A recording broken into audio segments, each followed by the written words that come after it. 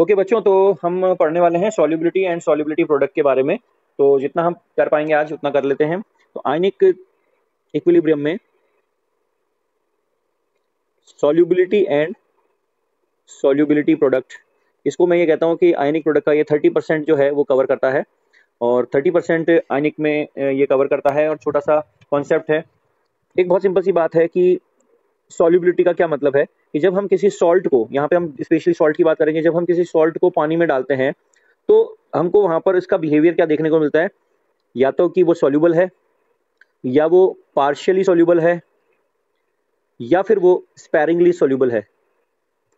Sparingly जो soluble है तो उसको हम ऑलमोस्ट इनसॉल्युबल बोल देते हैं, लेकिन एक्चुअल में अगर देखा जाए तो ऐसा कोई इनसॉल्युबल होता नहीं है। अब ये किस आधार पे कि यदि सॉल्युबिलिटी 0.1 मोलर से ज्यादा है तो उसको हम बोलते हैं सॉल्युबल। फॉर एग्जांपल, यानी कि अगर हम किसी 1 लीटर पानी के अंदर किसी सॉल्ट का 0.1 मोल या उससे ज्यादा हम डालें और उससे ज्यादा भी वो घुल जाए तो हम उसको सॉल्युबल बोलते हैं। अब किसी सॉल्ट को सॉल्युबल बोलने का मतलब ये कतई नहीं है कि वो किसी भी मात्रा में घुलेगा, लेकिन हम ये कह सकते हैं कि हाँ वो अच्छा खासा, जैसे हम फॉर एग्जाम्पल उसको बिल्कुल ऐसे समझिए कि जैसे अगर हम किसी व्यक्ति को शांत बोलते हैं कि यार ये व्यक्ति बहुत ही शांत है, इसका मतलब ये नहीं कि आप उसके कुछ भी करोगे और वो शांत ही रहेगा, है ना। आप उसको पीटोगे या आप उसको गालियां दोगे या आप उसको कुछ अब्यूज करोगे, है ना, बुली करोगे, और वो हर टाइम शांत रहेगा, ऐसा जरूरी नहीं है।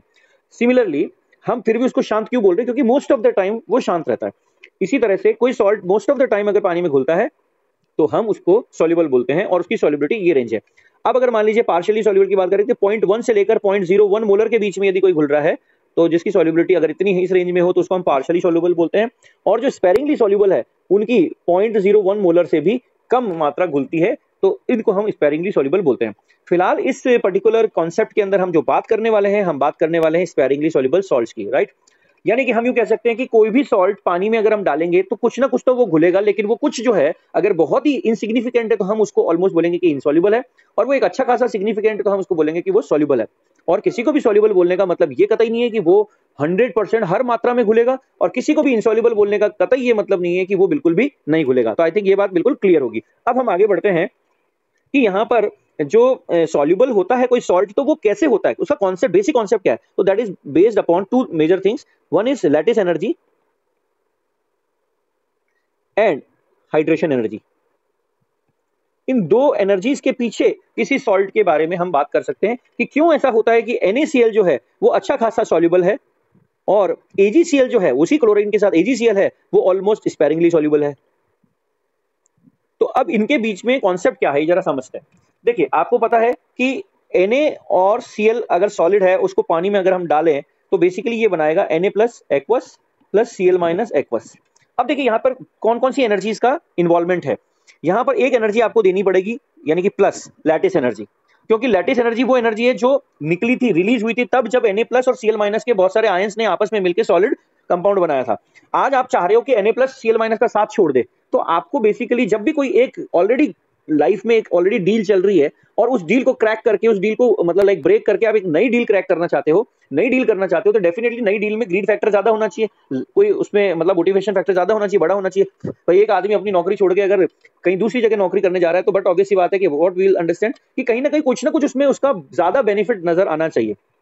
तो अगर NaCl को छोड़ के एक दूसरे को जाना है तो वो क्यों जाएंगे, आपको उनको लैटिस एनर्जी देनी पड़ेगी। तो ये लैटिस एनर्जी कहां से सफिशिएंट होगी, या तो हम उसको घोलने के लिए मजबूर करें, या फिर उसके पास कुछ ऐसा ऑटोमेशन हो, ऐसा कोई मैकेनिज्म हो जिससे कि वो अपने सारे खर्चे को मीट आउट कर ले, तब जाके हम कह सकते हैं कि हाँ ये NaCl घुलेगा। अब देखो यहाँ पर क्या होता है, Na प्लस और Cl माइनस जब आपस में टूटते हैं तो Na प्लस जो है वो that will be surrounded by water molecules, आप सब जानते हो सॉल्वेशन जिसको बोलते हैं, और पानी अगर उसके केस में है सॉल्वेंट तो उसको हम हाइड्रेशन बोलते हैं, और उसके दौरान भी एक एनर्जी रिलीज होगी। यानी कौन सी एनर्जी रिलीज होगी यहाँ पर, hydration energy for sodium ion and hydration energy for chloride ion. अब इन दोनों एनर्जीज का सम यदि लैटिस एनर्जी के, यानी कि हम समझ लो कि हमारे रिटर्न का अमाउंट अगर हमारे इन्वेस्टमेंट के अमाउंट से बड़ा है और बहुत बड़ा है, तो हम कहेंगे हाँ यार ये बिजनेस करना है।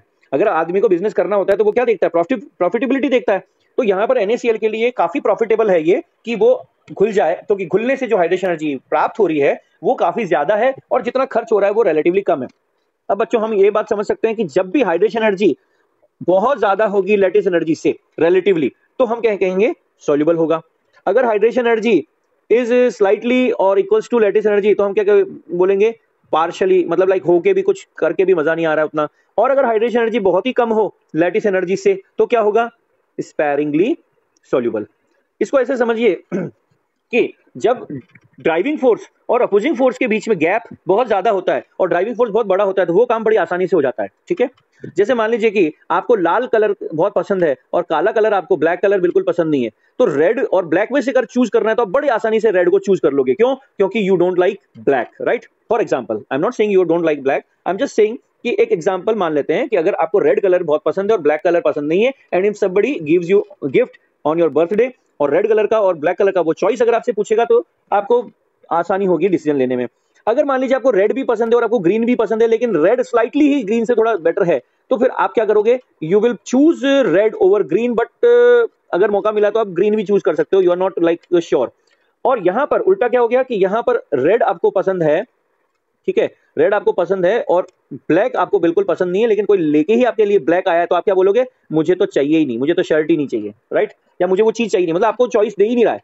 तो बेसिकली ऑब्वियस ही बात है, अब यहाँ पे लॉजिक आप समझिए कि ड्राइविंग फोर्स जब चॉइस करना बहुत आसान कब हो जाता है? जब हमारा ड्राइविंग फोर्स बहुत स्ट्रांग है। तो आई थिंक ये बात समझ में आ गई होगी बच्चों की क्यों ऐसा होता है कि कोई एक सॉल्ट तो बहुत अच्छा सॉल्युबल है और कोई एक सॉल्ट बहुत अच्छा सॉल्युबल नहीं है। इसका मतलब हम समझ सकते हैं कि NaCl के केस में हाइड्रेशन एनर्जी काफी बड़ी है उसकी लैटिस एनर्जी से, जबकि AgCl में एक कोवेलेंट कैरेक्टर भी डेवलप हो जाता है और ऊपर से उतना पोलर भी नहीं है, और hydration energy it might not be possible कि वो लैटिस एनर्जी से बड़ी हो, इसीलिए यहाँ पर AgCl बहुत ही कम मात्रा में घुल रहा है। तो ये तो था basic concept of solubility for different salt, क्यों ऐसा होता है कि different different salt different different amount में पानी में घुलते हैं।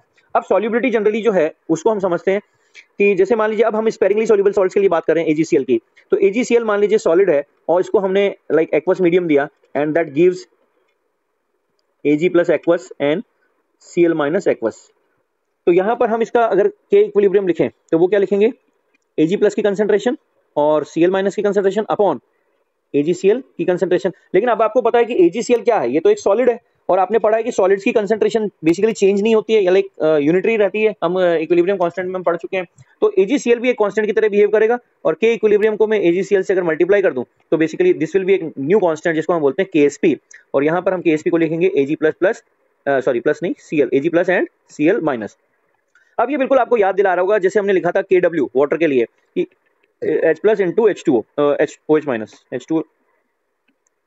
H plus into OH minus. तो हम बात कर रहे थे कि यहाँ पर हमारे पास में जैसे KW होता है H plus into OH minus ion, तो उसी तरह से यहाँ पर और हम बोलते थे कि एक सॉल्यूशन के लिए KW, वाटर के लिए KW हमेशा कांस्टेंट रहेगा। अब बस हो सकता है कि H प्लस बढ़ जाए तो OH माइनस घट जाएगा, but that product will always be remaining KW।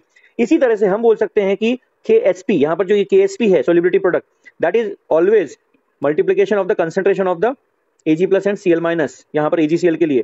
तो अब यहाँ पर क्या हो सकता है कि हमारे इंटरफेरेंस से या तो Cl माइनस बढ़ जाएगा तो Ag प्लस घट जाएगा, और अगर Ag प्लस बढ़ेगा तो Cl माइनस घट जाएगा, व्हाटएवर जो भी होगा, लेकिन हर हालत में KSP विल रिमेन कांस्टेंट। ठीक है, तो ये बात आपको समझ में आ गई। सॉल्युबिलिटी, इसको हम बोलते हैं सॉल्युबिलिटी प्रोडक्ट, सॉल्युबिलिटी प्रोडक्ट। अब ये सॉल्युबिलिटी प्रोडक्ट जो है वो अलग अलग सॉल्ट्स के लिए अलग अलग होगा, तो क्यों ना हम एक जनरल एक्सप्रेशन निकाल लें। तो मान लेते हैं कोई सॉल्ट है हमारे पास AXBY टाइप का, and that is giving x times of AY plus plus y times of BX minus.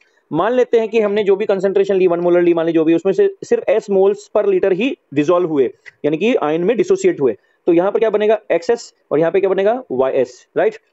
अब देखिए अगर मैं इसका KSP लिखना चाहूँ तो मैं यहाँ पे क्या लिखूंगा? XS का पावर X, क्योंकि यहाँ पर X इसका स्टोइशियोमेट्रिक कोएफिशिएंट है, तो जो हमने कॉन्सेप्ट लगाए हैं इक्विलिब्रियम कांस्टेंट के वही कॉन्सेप्ट हमको यहाँ पे लगाने हैं, और YS is the concentration raise to the power equals to Y।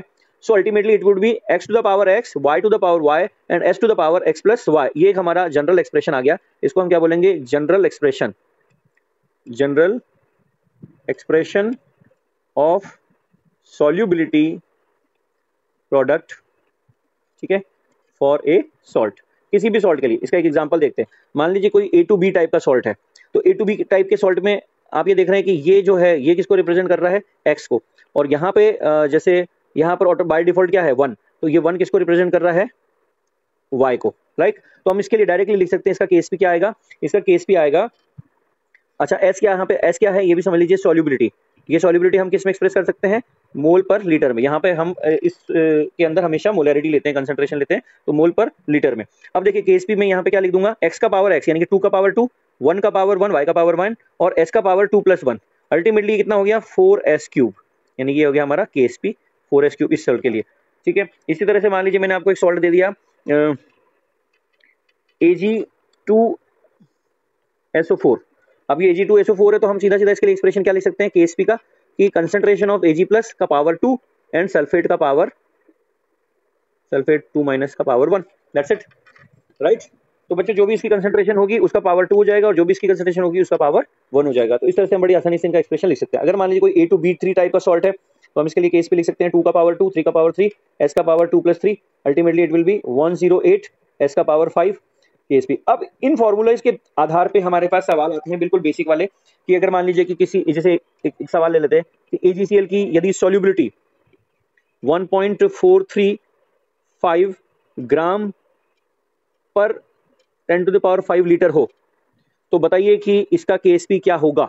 तो सबसे पहले एक चीज समझनी होगी कि KSP के लिए अगर हमें सॉल्युबिलिटी ग्राम पर लीटर में दी हुई है, ग्राम पर लीटर से पहले मोल पर लीटर में कन्वर्ट करेंगे उसको। तो सबसे पहले हम देखते हैं KSP इसका, इसको मैं 10⁻³ कर देता हूं। तो KSP देखिए मैं एक आर्बिट्ररी वैल्यू ले रहा हूं ना, तो सबसे पहले हम इसका S निकालेंगे, हमेशा याद रखिए मोल पर लीटर में। तो 1.435 इंटू 10⁻³ ग्राम पर लीटर है, ग्राम को डिवाइड करेंगे हम 143.5 जो कि इसका मोलर मास है, इससे डिवाइड करेंगे तो यहाँ पे ग्राम ग्राम कट जाएगा, मोल पर लीटर आ जाएगा। ये तो बात समझ में आ रही होगी आपको कि पहले ये लिखा होता ग्राम पर लीटर और मैंने ये लिखा है तो ये हो जाएगा मोल पर लीटर। अब आप देखिए लीटर से लीटर कट गया, ठीक है, और सॉरी यहाँ पर है ग्राम पर लीटर, ग्राम पर मोल गलत लिख दिया मैंने, यहाँ पे लिखना पड़ेगा ग्राम पर लीटर और यहाँ पे इसके लिए लिखेंगे हम ग्राम पर मोल, मोल ऊपर आ गया। अब देखो ग्राम ग्राम कट गया, क्या रह गया मोल पर लीटर, और इसको सॉल्व करेंगे हम तो ये आ जाएगा 10⁻⁻5। देखेंगे अगर आप तो क्या आ जाएगा 10⁻, तो सॉल्युबिलिटी क्या आ गई यहाँ पे 10⁻⁻5 मोल पर लीटर। अब आपको पता है कि AgCl के लिए किस तरह का सॉल्ट है, AB टाइप का सॉल्ट है, तो 1 1 है यहाँ पे, यानी KSP क्या आ जाएगा 1 का पावर 1, 1 का पावर 1, S का power 1 + 1 that is nothing but S² KSP। तो यहाँ पर हमारे पास में S इक्वल टू हमको पता है 10⁻⁻5 है, देयरफॉर हम लिख सकते हैं KSP इक्वल टू 10⁻⁻5 का square, right, which will be 10⁻⁻10। ये हमारा आ गया KSP। आई थिंक आपको समझ में आ गई होगी बात। अब इसी तरह से अगर मान लीजिए कि जैसे PbCl2 है और PbCl2 के लिए हमें KSP दिया हुआ है, कि KSP दिया हुआ है, मान लीजिए हमें एक आर्बिट्ररी वैल्यू ले लेते हैं 4 × 10⁻12, ठीक है। तो कैलकुलेट S, ये क्वेश्चन हो गया। तो यहाँ पे देखिए ये किस तरह का सॉल्ट है, AB2 टाइप का सॉल्ट है। AB2 टाइप के लिए KSP अगर हम निकालेंगे तो 4S³ आएगा। तो इसका मतलब ये हो गया कि अगर हमें S निकालना है तो मुझे क्या करना पड़ेगा, KSP/4 का क्यूब रूट। अब देखिए KSP कितना है हमारा 4 × 10⁻12, उसको डिवाइड बाय 4 करेंगे और इसका क्यूब रूट निकालेंगे तो हमारे पास कितना आ जाएगा 10⁻⁻4 मोल पर लीटर। तो ये मैंने जानबूझ के ऐसी वैल्यू ली ताकि जल्दी से सेटल हो जाए, तो आपको समझ में आ जाए। तो इस तरह से हम KSP निकाल सकते हैं सॉल्युबिलिटी की मदद से, और सॉल्युबिलिटी निकाल सकते हैं KSP की मदद से। और अगर सॉल्युबिलिटी मोल लाइक ग्राम पर लीटर में दी हुई हो तो हम वहां से भी KSP निकाल सकते हैं, और KSP अगर हमें दिया हो तो वहां से अगर हमें मोल पर ग्राम पर लीटर में सॉल्युबिलिटी निकालनी हो तो वो भी हम निकाल सकते हैं। जैसे अभी हमने यहाँ पे सॉल्युबिलिटी निकाली, अब अगर इसी के लिए कह दिया था कि कैलकुलेट सॉल्युबिलिटी इन ग्राम पर लीटर, तो ये जो आया है 10⁻⁴ इसको मैं मल्टीप्लाई कर दूंगा PbCl के मोल मास से, तो PbCl का Pb का दिया होगा 207 और इसका 71 कितना हो गया 872 278, तो ये आ जाएगा 2.78 × 10⁻⁻2 ग्राम पर लीटर। ठीक है, ये बात समझ में बच्चों। तो इस तरह से ये 2-3 तरह के सवाल हो गए। अब इसमें एक जे एडवांस लेवल पे अगर हम जाते हैं तो एक फंडा आता है कॉमन आयन इफेक्ट। वो भी कॉमन आयन इफेक्ट हम ऑलरेडी पढ़ चुके हैं। इस कॉमन आयन इफेक्ट को कॉमन आयन इफेक्ट को हम इनकॉर्पोरेट जब करेंगे सॉल्युबिलिटी में, तो इससे पहले कि हम कॉमन आयन इफेक्ट की बात करें, एक बेसिक सा सवाल मैं आपसे पूछता हूं कि मान लीजिए कि ये पानी है, इस पानी के अंदर कुछ भी नहीं मिला हुआ, यानी कि एकदम प्लेन वाटर है, ठीक है, और यहां पे इस पानी के अंदर हमने थोड़ा सा लाइक NaCl डाल रखा है ऑलरेडी, ठीक है, थोड़ा सा इसमें Cl ऑलरेडी है, NaCl एक्वस। अब मैं अगर आपसे पूछूं कि AgCl को मेरे को घोलना है इसमें या फिर इसमें, तो दोनों में से लाइक A कंटेनर और B कंटेनर किस में AgCl ज्यादा घुलेगा, तो यहाँ पर हर कोई समझ सकता है कि सर KSP जो है वो है AgCl का Ag+ और Cl-। अब होगा क्या कि अगर पहले से Cl, यहाँ पर अगर हम NaCl देखें तो उसमें Cl- की मौजूदगी है, Cl- की अगर मौजूदगी है तो ऑब्वियसली बात है, हम समझ सकते हैं कि Cl- अगर पहले से मौजूद है तो आने वाला AgCl वो ज्यादा कुछ कर नहीं पाएगा, क्योंकि पहले ही जैसे ही वो कुछ डिसोसिएट करके, यानी कि AgCl डिसोसिएट करके Ag+ और Cl- देने लगेगा, तो पुराने वाला Cl और अभी वाला Cl और Ag ये कंसंट्रेशन मिलके बड़ी जल्दी ये KSP को अचीव कर लेंगे। जबकि यहाँ प्लेन वाटर में क्या होगा, पूरा केएसपी इन दोनों को ही अचीव करना है, क्योंकि दोनों ही आयन सिर्फ यहीं से आ रहे हैं, पहले से कुछ मौजूद नहीं था।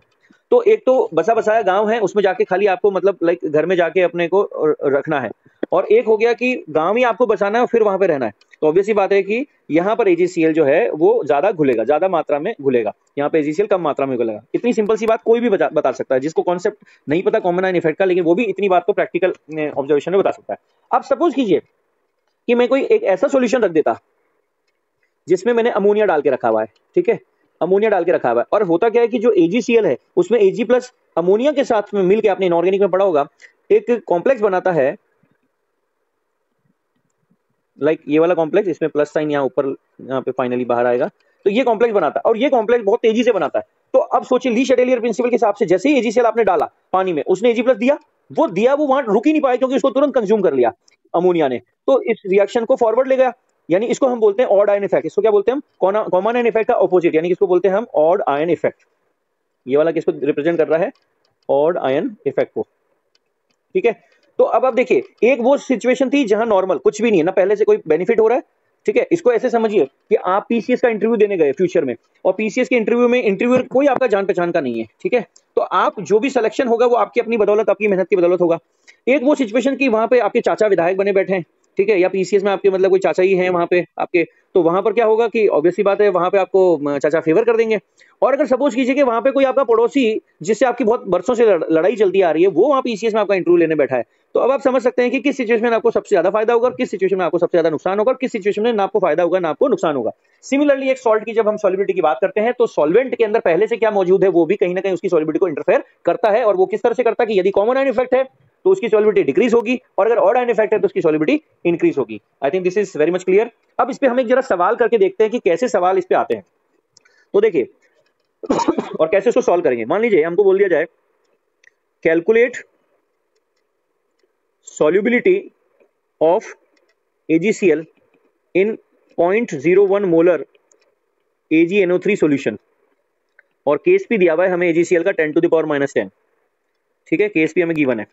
अब देखिए जरा, जब हम केस भी लिखते, सॉल्यूशन कर रहा हूं मैं इसका, केस भी लिखते तो हम क्या लिखते हैं, Ag प्लस की कंसेंट्रेशन इंटू Cl माइनस की कंसेंट्रेशन, और जब हम AgCl को डिसोसिएट करवाते तो हम ऐसा इक्वेशन बनाते, ये 1 माइनस एस एस एस। लेकिन अब बच्चों इसमें यहाँ पर देखिए AgNO3 में पहले से Ag मौजूद है, तो अब मैं यहाँ पे S नहीं लिख सकता। अब मैं यहाँ पे क्या लिखूंगा कि फॉर एग्जांपल कि अब पहले वाली सॉल्युबिलिटी नहीं रही, मान लीजिए अब की नई सॉल्युबिलिटी S है, उसको हम S मान रहे हैं, तो S प्लस यहाँ पर पहले से क्या मौजूद है 0.01, और यहाँ पर क्या बनेगा S। अब देखिए यहाँ पर केस भी जो लिखेंगे तो वो क्या लिखेंगे S plus 0.01 into S, case भी हमको दिया हुआ है 10 to the power -10, और उसके आधार पे हमें S निकालना है। तो अब देखो यहाँ पर होता क्या है कि लॉजिकली हम समझ सकते हैं कि जब पहले ही इसका अगर हम 10 to the power -10 के हिसाब से केस भी निकालें, तो सॉल्युबिलिटी निकालें, तो old solubility let's say assume कि इसको डैश मान लेते हैं, न्यू सॉल्युबिलिटी को एस डैश मान लिया, तो पुरानी सॉल्युबिलिटी क्या आ रही थी, 10 to the power -5 आ रही थी।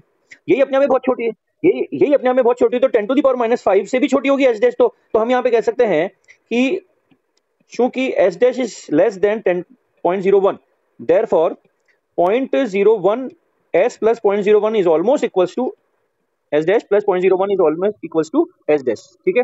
तो यहाँ पर हम लिखेंगे KSP equals to 0.01 into S dash, यानी ये वाला एस डैश तो रहेगा। और आपको ये भी पता है बच्चों की नेग्लेक्ट कब हम करते हैं, कोई चीज जब एडिशन में होती है, सब्ट्रैक्शन में होती है, तभी हम उसको नेग्लेक्ट करते हैं। मल्टीप्लिकेशन या डिवीजन में होती है तो उसको नेग्लेक्ट नहीं कर सकते। अब देखिए केएसपी यहाँ 10 to the power -10 ऑलरेडी दिया हुआ था, और 0.01 इंटू एस डैश, तो S dash will be 10 to the power -8 ये मोल पर लीटर। और बट ऑब्वियस सी बात है कि पहले हमारी जो सॉल्युबिलिटी थी वो 10 to the power -5 थी, अब उससे भी कम हो जाएगी, तो क्योंकि मैंने बताया कि कॉमन आयन इफेक्ट के आधार पे क्या होता है, सॉल्युबिलिटी जो है वो घट जाती है। तो इस तरह से हम सॉल्युबिलिटी के सवाल, ये जो बेसिक सवाल है वो हम कर पाते हैं, ठीक है। अब सॉल्युबिलिटी जो है इससे आधारित कई और सवाल भी आते हैं, जैसे कि किसी सॉल्ट की सॉल्युबिलिटी के बारे में हमको जब बात किया है और हमको ये बोल दिया कि इसमें ये बताइए कि अगर कोई कॉम्प्लेक्स बन रहा है तो उस टाइम उसकी सॉल्युबिलिटी क्या होगी। जैसे मैं एक क्वेश्चन, अच्छा सा क्वेश्चन है वो लेना चाहता हूँ यहाँ पे, क्वेश्चन मैं लिख भी देता हूँ यहाँ पे कि हाउ मच AgBr, ठीक है, could be dissolved in 1 liter of 0.04 molar ammonia. कितना AgBr हम इसमें घोल सकते हैं, इसमें हमें ये दिया हुआ है कि assume that AgNH3 whole twice plus, ये कॉम्प्लेक्स जो मैंने अभी बात की थी, ऑड आयन इफेक्ट पे सवाल है ये, is the only complex is the only complex formed,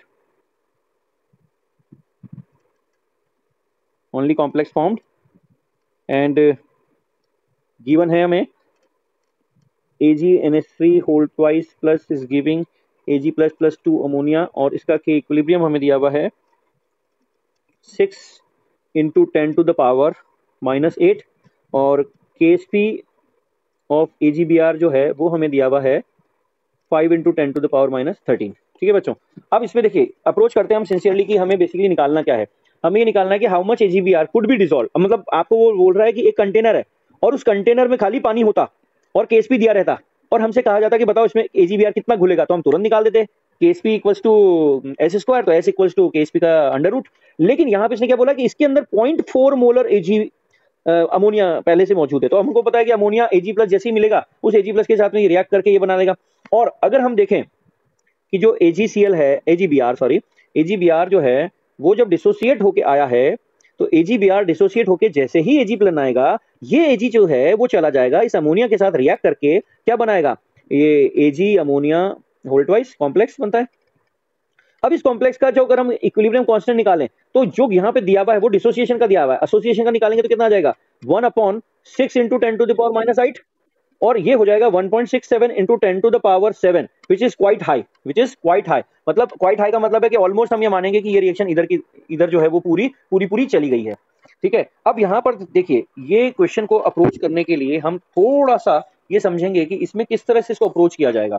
अब इसमें अगर हम ये माने कि 0.4 मोलर ये था, ठीक है, और AgCl जो है, AgBr जो है वो हम जैसे मान लीजिए 1 - S, तो जो भी, तो इस तरह से हम अप्रोच करेंगे ना तो हमसे ये बन नहीं पाएगा, क्योंकि इसमें हमें थोड़ा सा अप्रोक्सीमेशन लेना पड़ेगा, अप्रोक्सीमेशन लेना पड़ेगा। तो हम इसमें अप्रोक्सीमेशन क्या लेंगे जरा वो सोचते हैं।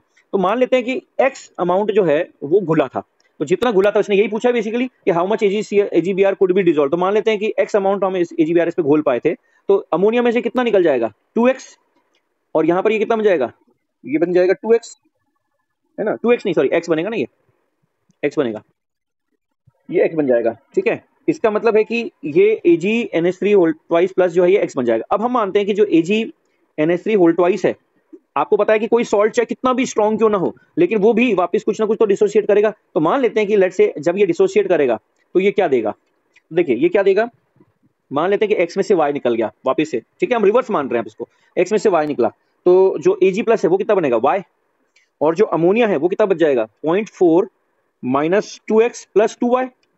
याद कीजिए ये इतना था, इसमें से ये वापस रिटर्न लगवा रहे हैं इसको कि रिटर्न, जैसे पहले तो हमने ये अज्यूम कर लिया कि सारा का सारा वो AgNH3 प्लस बन गया, लेकिन अब हम ये मान रहे हैं कि नहीं, कुछ तो वापस रिटर्न भी करेगा वो, कुछ तो रिटर्न जब होगा तो उस टाइम पे अगर हम देखें तो यहाँ पे इसका इक्विलिब्रियम कांस्टेंट हमें दिया हुआ है, that is 6 into 10 to the power -8, और उसको हम किसके बराबर लिख सकते हैं, उसको हम लिख सकते हैं Ag plus multiplied by ammonia का स्क्वायर अपॉन क्या लिख सकते हैं हम AgNH3 होल ट्वाइस प्लस। अब देखिए Ag प्लस की कंसेंट्रेशन हमको कितनी है y, और जो अमोनिया है उसकी कंसेंट्रेशन कितनी है, तो हम लिखेंगे 0.4 - 2x प्लस 2y का होल स्क्वायर अपॉन नीचे जो ये है आपका, इसको क्या लिखेंगे x - y। अब देखिए इसमें यहाँ पर कहानी क्या है कि ये जो x एक बार बन गया, और चूंकि इसका equilibrium constant 6 into 10 to the power -8 है, which is very very less, तो हम क्या मान सकते हैं कि x - y में से जो y निकला है, क्या आपको नहीं लगता ये नेग्लिजिबली निकलेगा, तो हम क्या लिख सकते हैं x - y is almost equal to x, बोल सकते हैं ना ऐसा, हेलो। और अगर हम इसको बोल सकते हैं तो इसका मतलब है कि हमने यहाँ जो ये है आपका x है वो 0.4 के मुकाबले काफी कम था, तो ये वाली दोनों टर्म क्यों हैं, हम क्या कर सकते हैं, नेग्लेक्ट कर सकते हैं, क्योंकि x आपके जो था Ag प्लस जो आया था वो Ag प्लस 0.4 के मुकाबले तो बहुत ही कम होगा ना, ये तो हम बोल सकते हैं ना कि जो x है वो बहुत कम होगा। तो फिर यहाँ पर हम फाइनल इक्वेशन क्या लिख पाएंगे, y मल्टीप्लाइड बाय 0.4 का होल स्क्वायर अपॉन नीचे x, that is equal to 6 into 10 to the power -8। ठीक है बच्चों, और यहां से x के लिए हम सॉल्व कर लेंगे, तो x के लिए अगर हम सॉल्व कर लेंगे तो x हमारे यहां से निकल जाएगा। अब x के लिए कैसे सॉल्व कर लेंगे, हमारे पास x निकल जाएगा, हमको और भी तो कुछ दिया होगा ना, Ag प्लस को हमने y माना है, और एक चीज हमको पता है KSP दिया हुआ है हमको AgBr का, तो KSP को हम क्या लिखेंगे y, यानी कि Ag plus into Br minus, तो यहां से ये एक आंकड़ा हमको दिया हुआ है 5 × 10⁻13 equals to y into B R minus. और बी आर माइनस हमने क्या माना है, लाइक हमने क्या माना था इनिशियली x, तो हमने ये मान लिया x, तो y इंटू एक्स का हमको एक प्रोडक्ट दिया हुआ है। तो जब y इसको और इस इक्वेशन को सॉल्व करेंगे, कर सकते हैं अब हम, है ना। तो 6 × 10⁻8 इक्वल्स टू y अपॉन यहाँ लिख देंगे 0.4 का होल स्क्वायर। और चूंकि x जो है वो y के टर्म में हम एक्सप्रेस कर सकते हैं, तो हम लिख सकते हैं इसको 5 × 10⁻13 और इंटू y। एक मिनट, हम क्या करेंगे यहाँ पे, x को रिप्लेस करेंगे y के टर्म, x से डिवाइड कर देंगे ना। तो 6 × 10⁻8 इक्वल्स टू y 0.4, हाँ बिल्कुल, इन दोनों को। तो यहाँ से बेसिकली हमको पहले x निकालना पड़ेगा, पहले x निकाल के फिर इसके अंदर पुट करना पड़ेगा किसी भी एक इक्वेशन में, तो वहां से हमारे पास x का वैल्यू निकल जाएगा। तो इस तरह के क्वेश्चन भी कई बार हम पे आ जाते हैं। तो इसमें हमने देखिए अप्रोक्सीमेशन क्या माना, हम ये मान लेते हैं पहले कि पूरा बन गया, पूरा बन गया, पूरा बनने के बाद उसको रिवर्स लेके आए हम, और फिर कुछ हमने अप्रोक्सीमेशन किए, जैसे x माइनस वाई में y को निगलेक्ट कर दिया, इस पूरे एक्सप्रेशन में हमने इनको निगलेक्ट कर दिया। तो यही खेल है, यही एक्सप्रेशन है। और ये इसलिए भी कर दिया क्योंकि इसको अगर आप नहीं भी करते हैं और बहुत हाई लेवल की मैथमेटिक्स में जाके अपन इसको सॉल्व भी करेंगे, तब भी जो फाइनल आंसर हमारा निकल के आएगा बच्चों, उस आंसर में और अभी जो निकल के आ रहा है आंसर, उस आंसर में ज्यादा अंतर नहीं आएगा। मैं इसका आंसर आपको बता देता हूँ ताकि अगर आप घर पे दोबारा करना चाहें इसको, तो आप इसको कर सकें। इसका जो आंसर आएगा वो आएगा 1.15 इंटू 10⁻³ मोलर x की वैल्यू, और x की वैल्यू से अपन इसकी y की वैल्यू सॉल्व कर सकते हैं। ओके बच्चों, तो ये था हमारा सॉल्युबिलिटी एंड सॉल्युबिलिटी प्रोडक्ट। और इसके अंदर एक और टर्म आती है, वो भी मैं आपको बता देता हूँ, एक आती है साइमल्टेनियस सॉल्युबिलिटी। अब ये तो हमने बात की थी कि भाई AgNO3 की प्रेजेंस में AgCl को बुलाया, लेकिन अगर मान लीजिए कि कोई सॉल्ट है AgBr, वो भी स्पेरिंगली सॉल्युबल है, और कोई सॉल्ट है AgCl, उन दोनों को अगर हमने मिला दिया तो क्या होगा। तो देखिए AgCl gives Ag plus Cl minus, AgBr gives Ag plus Br minus. तो ऑब्वियसली बात है कि दोनों में क्या है, 1 माइनस, लाइक जैसे हमने x लिखा तो यहाँ पे x आया, यहाँ पे x आया, यहाँ पे 1 माइनस y लिखा तो यहाँ पर y आया, यहाँ पे y आया। लेकिन आपको पता है कि जब दो साइमल्टेनियस हो रहा है तो यहाँ पर x प्लस y और यहाँ पर भी x प्लस y आ जाएगा। अब हमको पता है इसका केस भी लाइक K1 मान लेते हैं और इसका केस भी K2 मान लेते हैं। तो कुछ इस तरह का अगर हम एक्सप्रेशन मानेंगे, तो सपोज कीजिए कि यहाँ K1 है और यहाँ K2 है, तो हम लिख सकते हैं K1 equals to x into x plus Y, और K2 इक्वल्स टू हम लिख सकते हैं y into x plus Y. And ultimately दोनों का रेशियो लेंगे तो ये कट जाएगा, तो हमारे पास क्या आ जाएगा, K1 K2 equals to X plus X by Y. यहाँ से हमारे पास x और y का एक रिलेशनशिप आ गया। और फिर उसके बाद में हमें क्या कैलकुलेट करना है, साइमल्टेनियस सॉल्युबिलिटी। तो साइमल्टेनियस सॉल्युबिलिटी का मतलब है हमें x और y कैलकुलेट करना है अल्टीमेटली, तो हम x और y कैलकुलेट कर सकते हैं। तो चूंकि हमें K1 दिया हुआ है, K2 दिया हुआ है, तो we can easily convert x into Y and y into X. तो अब देखिए K1 इक्वल्स टू है हमारे पास x into x plus y। अब y को सपोज कीजिए मुझे लिखना है x के टर्म में, तो मैं लिख सकता हूँ यहाँ पे K2x अपॉन K1। तो यहाँ से ऐसे करके हमारे पास में K1 हमको पता है, K2 हमको पता है, K1 हमको पता है, तो अल्टीमेटली x निकल जाएगा। तो there we can find out x। And similarly K2 equals to हम लिख रहे हैं यहाँ पे x y into x plus y. तो once we know x we can easily find out the y। तो इसको हम बोलते हैं साइमल्टेनियस सॉल्युबिलिटी। तो इस तरह के सवाल भी हमारे पास में आ जाते हैं, तो जो कि हम बड़ी आसानी से सॉल्व कर सकते हैं। तो आई थिंक बच्चों मेरे ख्याल से आपको ये समझ में आ गया होगा। और इसकी कुछ एप्लीकेशंस भी होती हैं, मैं इसको थोड़ा सा यहाँ पे बताता हूँ। एक एप्लीकेशन बहुत important application of solubility product, इसमें एक इंपॉर्टेंट एप्लीकेशन जो आप इनऑर्गेनिक में पढ़ते हो, तो इनऑर्गेनिक में आपने देखा होगा कि जो बेसिक रेडिकल्स हैं, उन बेसिक रेडिकल्स के अंदर यही कॉन्सेप्ट काम करता है। जैसे आपको याद होगा, मैं ज्यादा इनऑर्गेनिक में आपको नहीं लेके जाऊंगा, लेकिन मैं आपको बात करूंगा सेकंड ग्रुप की। जो सेकंड ग्रुप है, सेकंड ग्रुप, और जो फोर्थ ग्रुप है, तो बच्चों कैसे हमने क्लासिफाई किया कि जो हमारा सेकंड ग्रुप है उसमें आता है, हमारे सेकंड ग्रुप में इफ आई रिमेंबर लेड यहाँ पर आता है, Pb2+ आता है। और फोर्थ ग्रुप में अगर मैं बात करूँ तो जिंक यहाँ पर आता है, Mn यहाँ पर आता है, ठीक है, और यहाँ पे मतलब Hg2 आता है। अब देखिए ये सब भी सल्फाइड बना के प्रेसिपिटेट होते हैं, PbS, HgS, और ये सब भी यहाँ पर सल्फाइड बना के होते हैं, ZnS, MnS। लेकिन फिर भी आप देखेंगे कि इनको सेकंड ग्रुप में रखा गया, इनको फोर्थ ग्रुप में रखा गया। रीजन बता देता हूँ आपको, इनको रखा गया सेकंड ग्रुप में क्योंकि इनकी सॉल्युबिलिटी प्रोडक्ट जो है KSP is very low, very low. और इनका KSP जो है, KSP इज रिलेटिवली हाई। अब बच्चों KSP हाई होने का मतलब क्या है कि more ions are there, because ions का प्रोडक्ट ज्यादा है तो आयंस भी ज्यादा ही रहे होंगे, और आयंस अगर ज्यादा है इसका मतलब है कि ज्यादा घुला है। तो इसका मतलब क्या हुआ कि इन दोनों को साथ इसलिए नहीं रखा, और इसीलिए आप देखेंगे कि जो सेकंड ए का ग्रुप रिएजेंट है, वो सेकंड ए के ग्रुप रिएजेंट में अगर हम बात करें तो हम उसमें पास करते हैं H2S in presence of HCl। ठीक है, अब इसका क्या लॉजिक है, वही लॉजिक मैं आपको बस यहाँ पे समझाना, कॉमन आयन का फैक्ट, कि हमको पता है HCl पूरा एक स्ट्रॉन्ग एसिड है तो H++Cl- दे देगा, और जो H2S है that will be giving 2H plus sulphide ion. अब आप समझ सकते हैं कि in the presence of already H+ given by the HCl, H2S का जो डिसोसिएशन है वो H+ में पूरा पूरा हो चुका है, पूरा पूरा नहीं होगा क्योंकि इसकी सॉल्युबिलिटी जो है वो घट चुकी होगी, लाइक सॉल्युबिलिटी डिक्रीजेस। अब सॉल्युबिलिटी डिक्रीज होने से क्या हो गया, सल्फाइड आयन की कंसंट्रेशन जो है लो होगी, लो कंसंट्रेशन। और ये सारे वो लोग हैं, ये सारे नहीं लिखे मैंने अभी यहाँ पे, इनऑर्गेनिक में आपको पता है और भी कई सारे आते हैं, मेरे को याद है, लेकिन अभी फिलहाल मैं उसके बारे में चर्चा नहीं कर रहा। मेरा जो मेजर कॉन्सेप्ट है वो ये है, जो मैं समझाना चाह रहा हूँ कि यहाँ लो कंसंट्रेशन चाहिए थी हमें सल्फाइड की, क्योंकि अगर हमने जो ज्यादा कंसंट्रेशन दे दी होती, अगर हमने HCl नहीं लिया होता, कॉमन आयन इफेक्ट का कॉन्सेप्ट नहीं लगाया होता, तो यहाँ पर ये नालायक भी सारे प्रेसिपिटेट हो जाते। तो हम फिर वही दिक्कत हमारे साथ में समस्या वही हो जाती है कि हम तो उनको सेपरेट करना चाह रहे हैं, हम तो आइडेंटिफाई करना चाह रहे हैं कि यार यहाँ कल्प्रिट कौन है, हम तो पिन पॉइंट पे, शार्प पॉइंट पे लाना चाह रहे हैं, लेकिन हमें पता ही नहीं चल रहा क्योंकि इतने सारे सल्फाइड सारे के सारे जमा हो गए वहां पे, प्रेसिपिटेट हो गए। तो उनको डिस्टिंग्विश करने के लिए अब आप देखेंगे इंटरेस्टिंगली कि जो फोर्थ ग्रुप में रिएजेंट होता है वो पता है कौन होता है, अमोनियम हाइड्रोक्साइड की प्रेजेंस में H2S।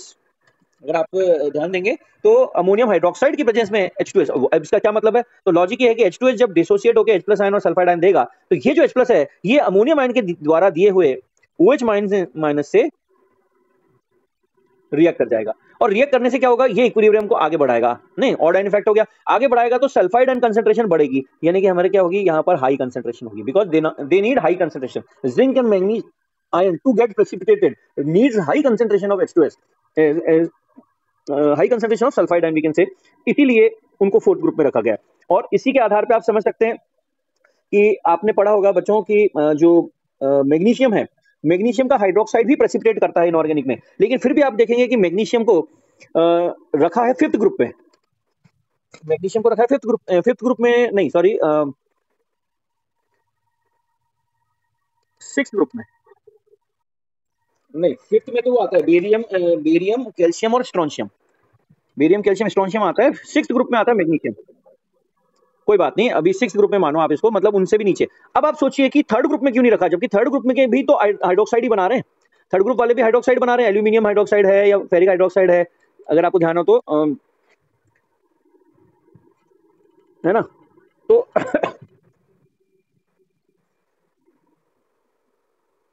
क्रोमियम हाइड्रोक्साइड, वो मुझे याद नहीं आ रहा था, क्रोमियम हाइड्रोक्साइड याद कर रहा था मैं, तो क्रोमियम, ये तीनों थर्ड ग्रुप में आते हैं, जबकि ये सिक्स्थ ग्रुप में आता है। लॉजिक क्या है, अगर इसका रिएजेंट आप देखोगे तो इसका रिएजेंट होता है ammonium hydroxide in presence of ammonium chloride.